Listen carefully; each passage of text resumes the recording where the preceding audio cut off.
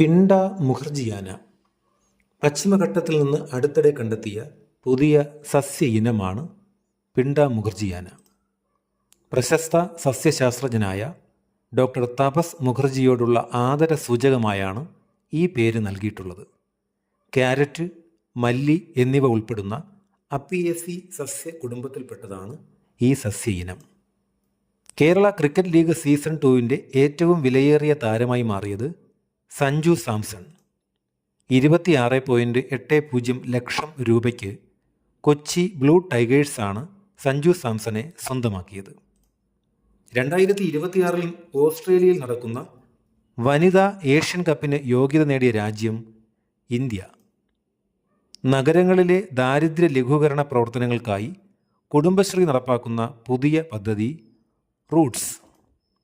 കുടുംബശ്രീ സ്ഥാപിതമായത് 1998-ൽ.